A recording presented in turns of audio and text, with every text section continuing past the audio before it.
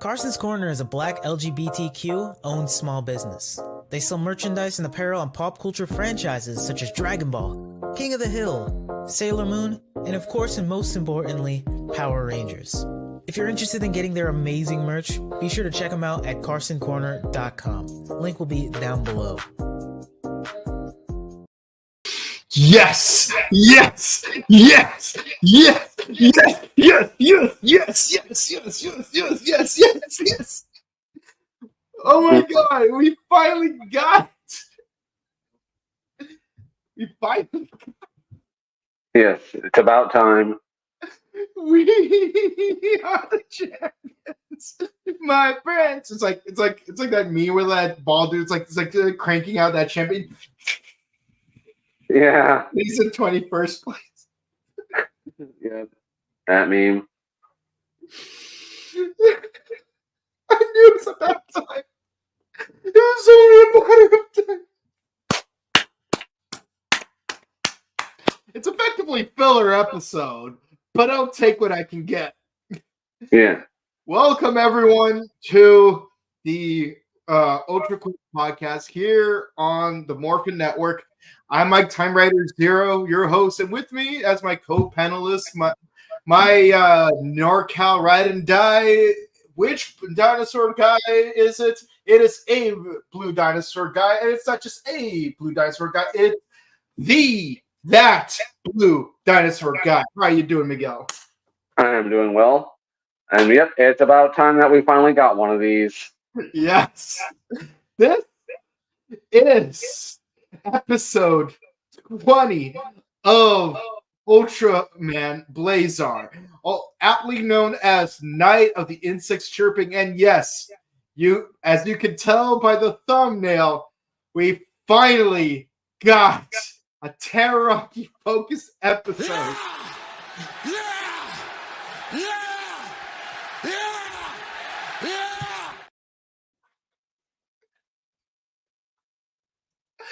Oh man, we've waited 20 episodes for this. Henri got 3 episodes. Anthony got who knows how many. Gento obviously got a ton of episodes. He's the main character. Bond only had 1 episode, to be fair. Maybe. But Terroraki never had one until now. We finally got Yes. I never thought I would have so much hype for such a bland character, and yet here I am. I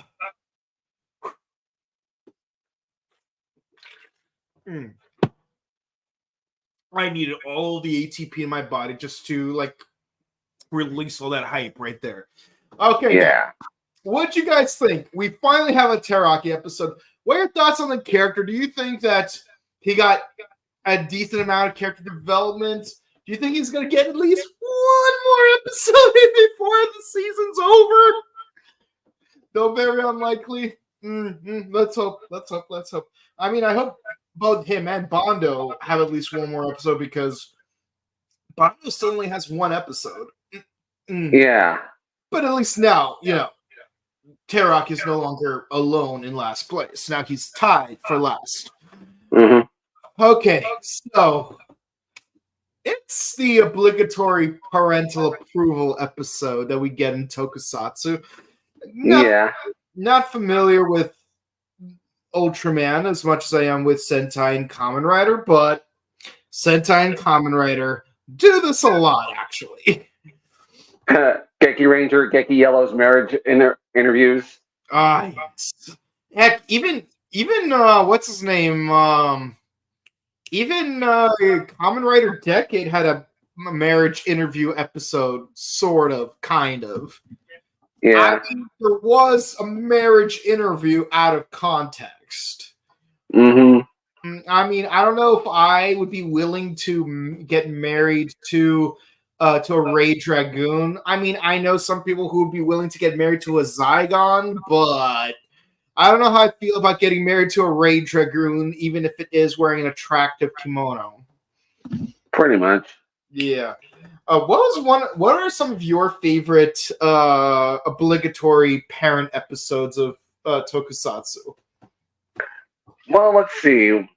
Parent episodes. I did like Kyoryuger when Kyoryu Green's like mom came back, and we got to see like him and her and his dad kind of like reconcile. Mhm. Oh, even though it's a grandparent episode, Mega Ranger when Mega Yellow's grandma came and she had to pretend Mega Black was her boyfriend.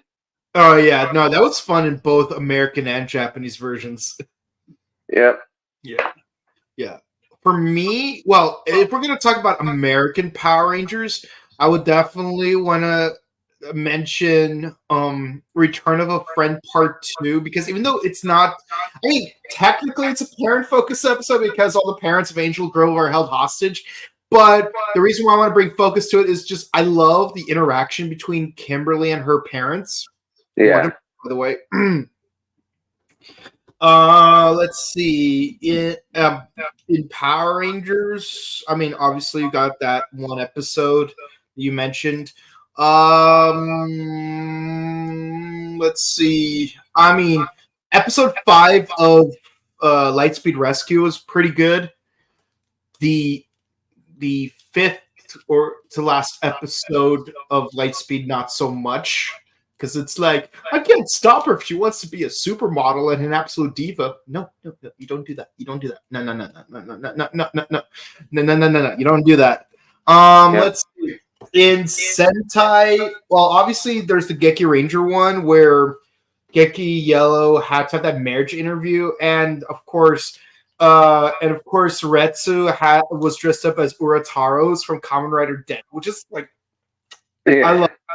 That was perfect, and I was also, and I know this is not an official episode that would go on this list, but episode 5 of Akiba Ranger, where Rika Matsumoto plays Akiba Yellow's mom.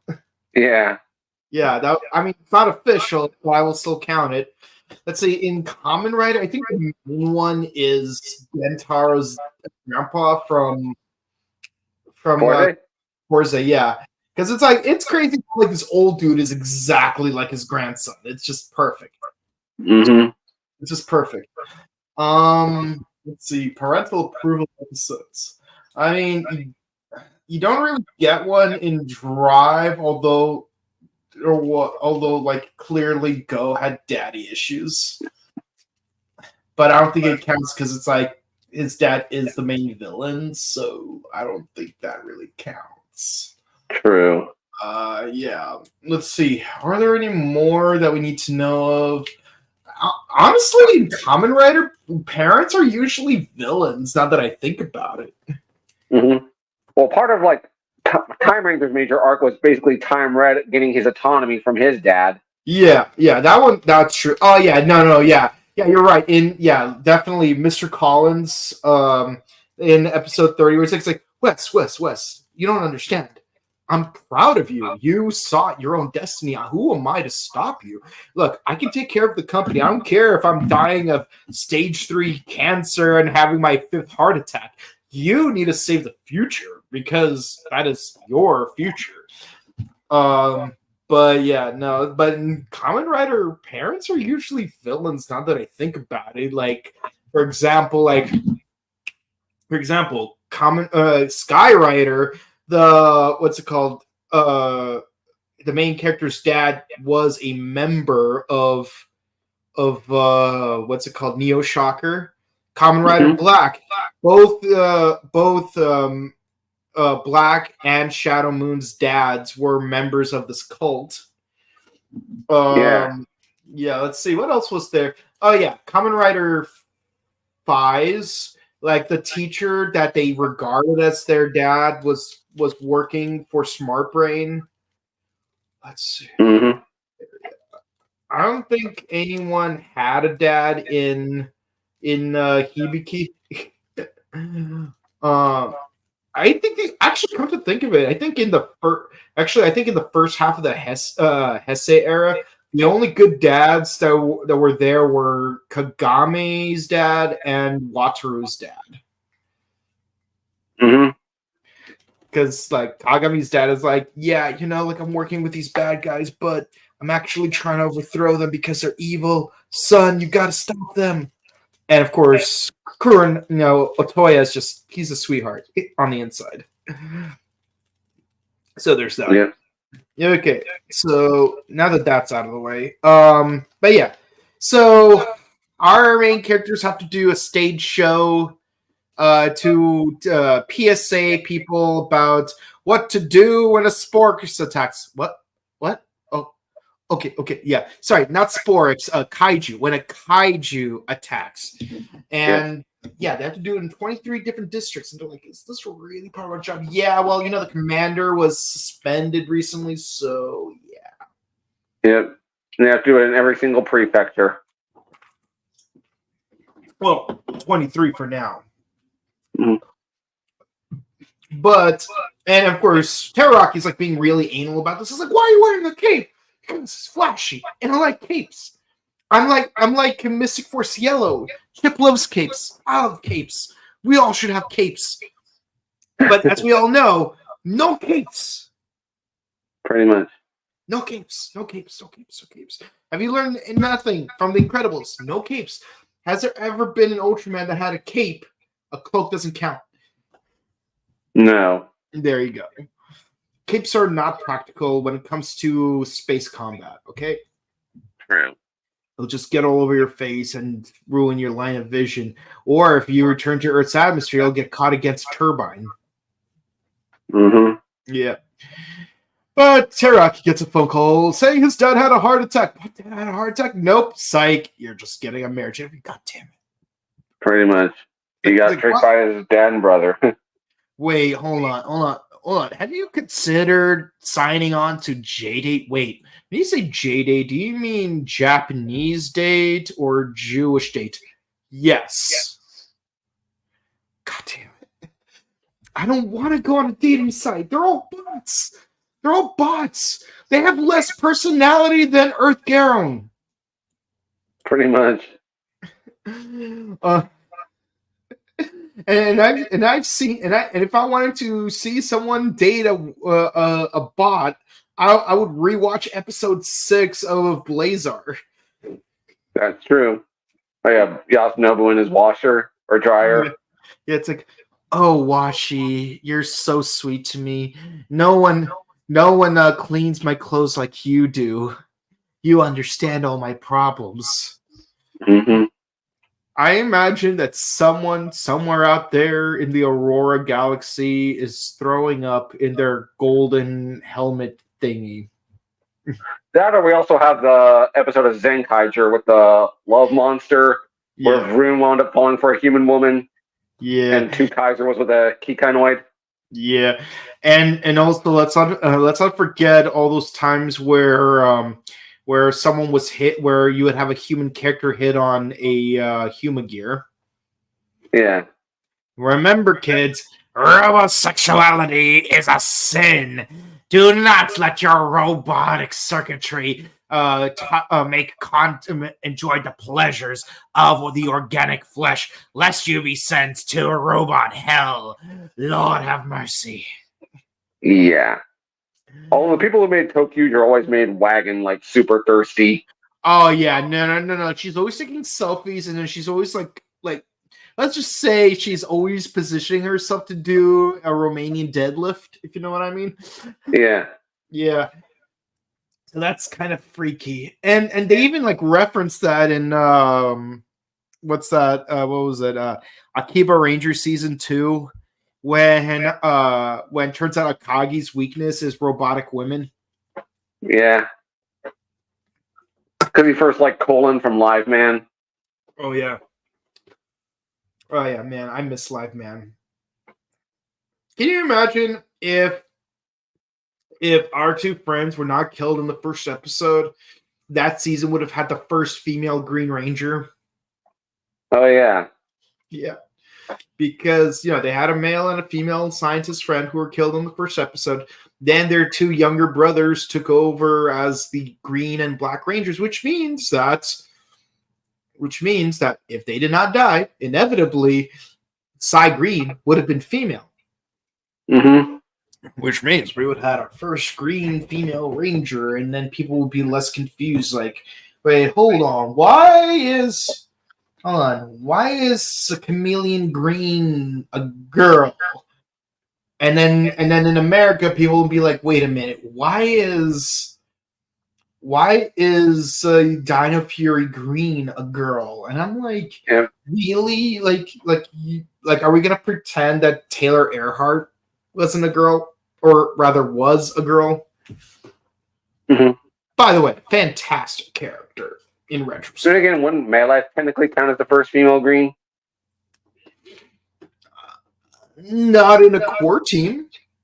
Yeah. Well, as an extra hero, but yeah. That's an extra hero, yeah. Otherwise, I would have said Mito Ninja instead of Chameleon Green because Kiwimon was technically the Green Ranger, although he was they were male in the previous life, so they would have been a male Green Ranger, but we would have had a female Blue Ranger that season because Yakumo's mom was the inheritor of the blue shuriken. Mm-hmm. Yeah, so like we would have had if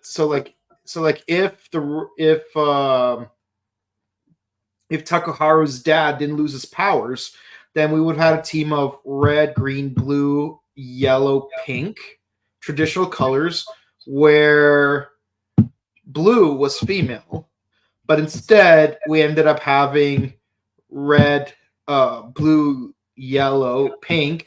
But because the previous red had 2 kids and there isn't a 5th kid, so we got we'll have white as a placeholder. But I don't know how you feel about Fuka.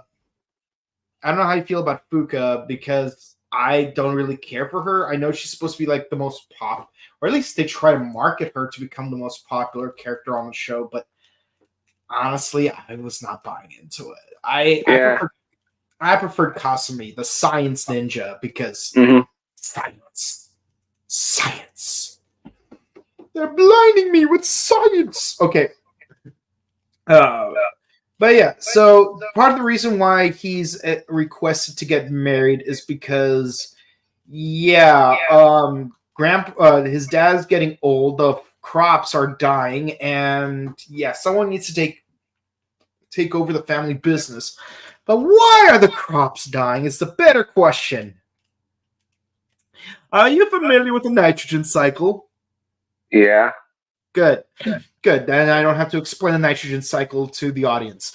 But yeah, turns out, we have a infestation of insect kaiju. Well, are they really insects though? They look more like Malacostraca combined with Arachnida, but they look cute though. Yep. Yeah, they look cute. Of course, naturally, Teraki calls him the team. He's like, "Yes, finally, an excuse to stop doing the skit." Oh my god! Thank God, there's a kaiju attack. I don't know what I would do if we didn't have one. Wow, I never thought fighting kaiju is preferable to doing a stage skit, but Who would have thought? I would agree. If I'm gonna be honest. Mm-hmm. I'm sorry, I'm not one for doing TikTok videos. That's your thing. You do you. I'm not into the whole TikTok thing. Yeah, no.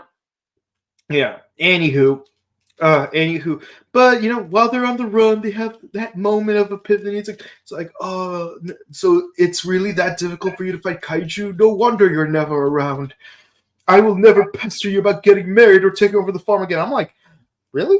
Like, we're only 10 minutes into the episode, really? Usually this is like a third act revelation, but like, you do you, Ultraman. Like, I don't know who your writer is, but you do you, boo boo. And of course they get attacked by more of these insect kaiju. They try to defend each other, they have a cute moment, but then we find out, hey, listen, there are a bunch of them underground. They're consuming the nitrogen from underground, which plants need for the nitrogen cycle. That's why the crops are dying. Apparently they were like severely more deeper in a subterranean environment, but they started to move closer and closer to the surface up until the point that their nitrogen consumption started affecting the agriculture of the surface world. And they produce a nitrogen-based mucus. So yeah, there's that. And their inner layer is kind of based on that. So if you've ever seen the Witch is Familiar episode of Doctor Who, thankfully this episode is not as disgusting as the Witch is Familiar of Doctor Who. No, I haven't seen any Doctor Who. Yeah, well, basically, in the Witch is Familiar, on the planet where the Daleks came from, their sewage system, the walls of their sewage systems, is basically constructed from the corpses of dead Daleks. Ooh. Yeah. So basically, Daleks take a dump, and then they are dumped, and then their bodies are used for the dumping system. Oh. So yeah, nitrogen-based mucus does not seem as bad of a deal compared to that, does it? It's a matter of perspective, I suppose. Mm-hmm. Yeah. And of course, Earth Garrow goes inside to investigate, and look how cute he is. He's a cutie. Hopefully, we get 3 for 3 on this one, where her Earth Garrow actually kicks butt. Because episode 18. Fought like a bow. He saved Ultraman. Episode 19. Fought like a boss. He fought with Ultraman. So here's hoping that the same thing will happen. Okay. Nope. We were so close. We were so close. Such a shame. Such a shame. Yeah. Yeah. He got puked all over and down. Yeah. I'm really depressed. I'm really depressed by this because you'd think that he learned his lesson by now, and he would have continued to kick butt because we had 2 back-to-back promising episodes, but apparently. Yeah. How many times do we have to teach you this lesson, old man? Ah! Yeah. But I guess without Teruaki assisting Yasunobu, he's kind of like at half power. Yeah. And even Ultraman is struggling. Hold on. Let me just show you. Yeah, his foot gets caught. Then both of his arms get caught. It does not go very well at first. So, yeah. Yep. So, Teruaki has to go underground to find the nest. Yep. And we find a massive egg. Yeah. Yep. Doesn't look like an egg. It looks like some other thing that's very nest-like. But, yeah, no, it's spilling out newborn in bug kaiju. I don't even know if it's an insect, really, because a lot of its anatomical features do not really while they do suggest that it is an arthropoda, they don't really seem very insect-like. And yes, my weeks and weeks of complaining about the snail Zord in King Ohger are bleeding right into our Ultraman discussion. So here we are. We're having that conversation. Yeah. Yep. It's it is what it is. It is what it is. It is what it is. It is what it is. It is what it is. Yeah. But that's where Teruaki realizes that the chirping noise is actually a call for danger, so that whenever someone gets too close to the nest, they start chirping in order to alert the others. Yeah, alert the other colony members that there's danger in this vicinity. Deploy defenses here.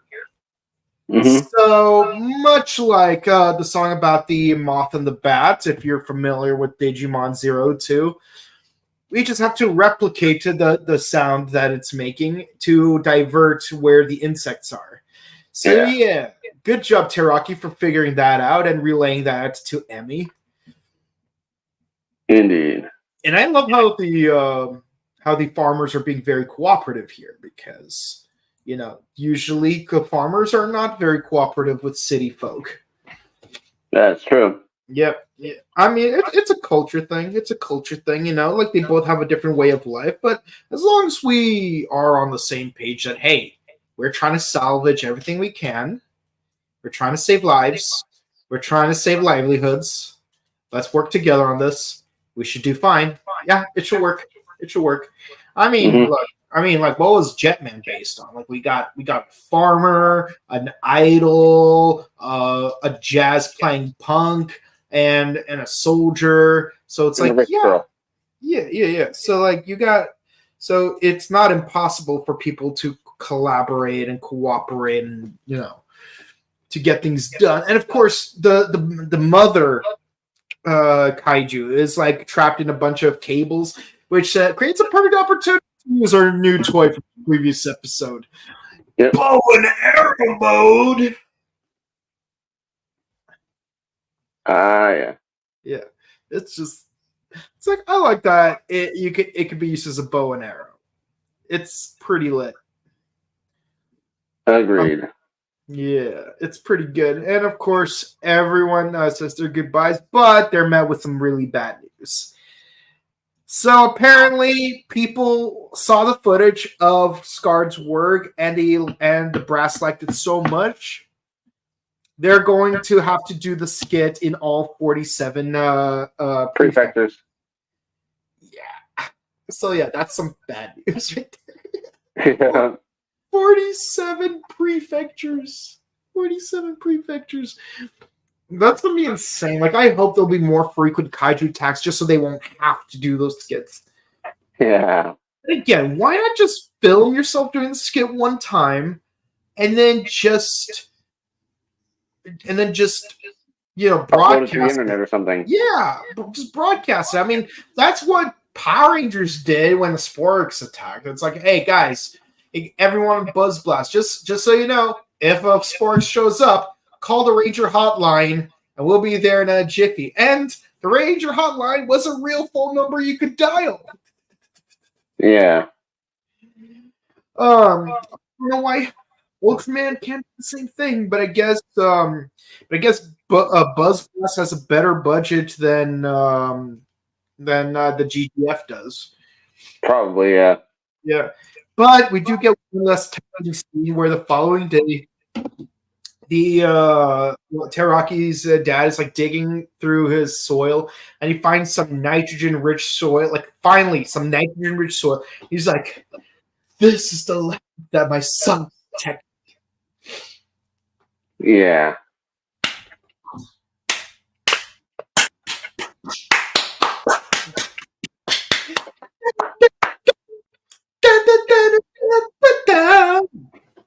Like a okay. What are your thoughts about this episode overall? I thought, well, finally, Teraraki gets his time to shine, and he actually does a really good job. I mean, get to see him interact with his family, and then when he discovers that nest that where all the kaiju are coming out of, and well, now he has to buy a new phone because he attached it to a detonator to blow up the nest. Yeah, that's true. Yeah, and what's it called? Yeah, I honestly love that it's like a father approval episode, because let's be honest, a lot of us have like those situations where, like, yeah, our parents do not approve of us doing our own career paths, or they want us to live our lives in a way that they want as opposed to the way we need. True. But at the end of the day, our parents love us. They're just not really good at communicating that. That's true. And I'm pretty sure that we won't be good at communicating this with our future kids if we True. have. Yeah, and also, like, I could make a jab at like social media nowadays and CoComelon and whatnot, but like I won't. But yeah, no, it's gonna be tough. So people in general, like, spend time with your parents, spend time with your kids, because, like, like, you need to build that rapport with each other so that, we just, like, when we actually do eventually need our kids to show up and help us out with something, we can actually ask them to help out, as opposed to, having to fake a heart attack. Now, to be fair, the dad did not fake the heart attack. His brother faked it for him. Pretty much. Like, the dad had nothing to do with it. So, like, good for dad for not having anything to do with it. But as far as, like, I mean, Teraraki could spend more time with family, not gonna lie, but also his family could just leave him the heck alone, let him do his thing. But I love that, his dad finally respects him, and he's like, and feels pride. See this dirt? See this dirt? This dirt was protected by my son, and I am very proud of him for it.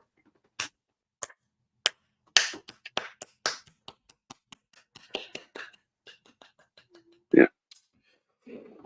Okay, so what are your thoughts on the kaiju for this episode? The kaiju actually was kind of like, legit creepy. I mean, I guess that for someone who would have a fear of bugs, that would kind of resonate with them. I mean, because that is a common fear amongst humans. But overall, I did like the design, and kind of thought, yeah, I mean, it did put up quite a fight. I mean, Ultraman and Earth Garon were both getting kind of stomped by it until Teraraki was able to come with a way to kind of take it down. Yeah, no, I appreciate that. Like, Teraraki got to shine by actually, like, knowing his knowledge about the nitrogen cycle and knowing how arthropods behave and communicate. I really like that, and again, I'm speaking this as someone who is a hobby entomologist. Like, I love learning about bugs and, like, how they behave, mainly insects, of course. Mm-hmm. So, I mean, it's also cool that we finally have relatively speaking, an insect-themed kaiju other than that beetle one that we saw in episode 3. Yeah. Don't get me wrong, I don't hate it. I just hate reusing old kaiju costumes in a season. And they've been doing that a lot in the last few episodes, so it's nice to see a new kaiju costume. Like, they could have easily just reused that beetle one over and over again. True. Yeah, so I'm glad that they, like, used a new one. And I really like the design for this one. It's actually pretty neat. And yeah, like, the fact that Teraraki finally got his focus episode,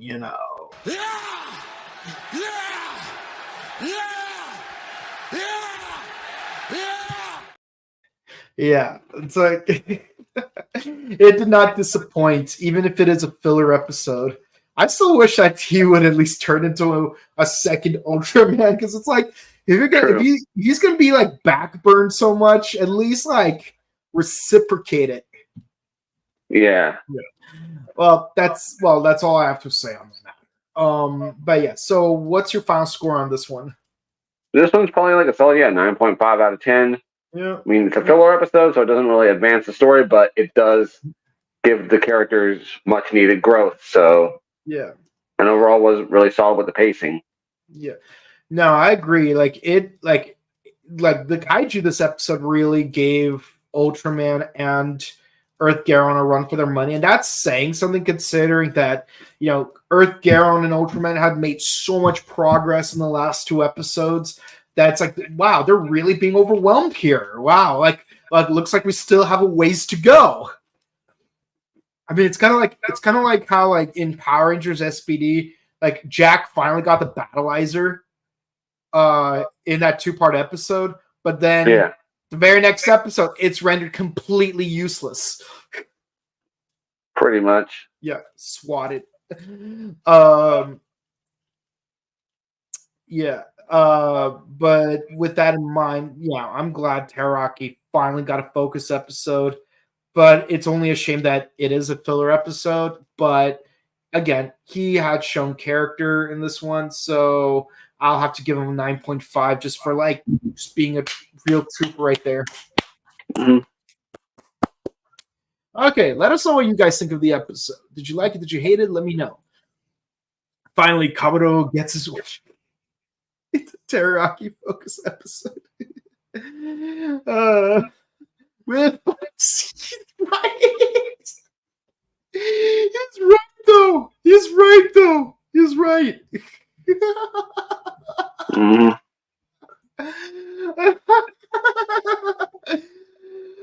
10 out of 10. Oh man, I'm glad you liked it too. I'm glad you liked it too. That's it for the comments, guys. Thank you guys so much for watching. Please be sure to comment, like, and subscribe to us on YouTube, Facebook, Twitter, Instagram. Ding the bell icon to stay notified for our latest videos. This week, there's no King Oger or Gotcha. That's why we're doing 3 episodes of Blazar, this being the second, and 2 batches of Kamen Rider Build. So episodes 23 through 28, we will be doing tomorrow, Thursday, January 4th, 7:30 p.m. Pacific, 10:30 Eastern. And then Saturday, we're going back to doing Blazar, episode 21, at our usual time, and then back to Build at our regular scheduled time at 6 p.m. on Sunday. Next week, regularly scheduled program because Gotchard and King Oger are going to be back. King Oger, yeah, are finally going to be back. So, here's the excitement of finding out what were Hercules' secret, part 17. Mm-hmm. And, who is the mysterious orange Gotchard? Yeah, we'll find that out next week. But there might be some scheduled changes depending on more information that'll come out later this week. So be sure to stay tuned to stay notified for our latest schedules, both on our Facebook and Instagram, and also ding the bell icon on YouTube to make sure that you don't miss any of our future videos. And of course, check out our sister channel, The Buttery Show, where we do movie reviews and video game news. And because this Friday, 7:30 Pacific, we will be discussing the 1994 cult classic, The Crow, starring Brandon Lee, and which will be part 1 of our 4-part retrospective on the Crow series. We're going to do all 4 movies. If we have time, maybe we'll do the TV show. I very much doubt it, though. But I love the TV show. Just saying. Yep. I love the TV show. If this weekend, Anime Los Angeles in Long Beach, I'll be there. So, yep. Yeah, be sure to say hi to him while you're there. And if you want to say hi to me, you'll find me in Pasadena on the 28th at Pasadena Comic-Con. Thank you, Scott, for hosting that show. Thank you in advance for hosting that show. And you can find a lot of cool guests showing up there, so make sure that you're ready, got your ticket and everything. And if you want to check out our personal content, you could find That Blue Dinosaur Guy at... You can find me over on Instagram at That Blue Dinosaur Guy. And you can find Boken Kabuto at Instagram at Boken_Kabuto and on Twitch at twitch.tv/Boken Kabuto. Sometime this month, I will be back at doing... here we go.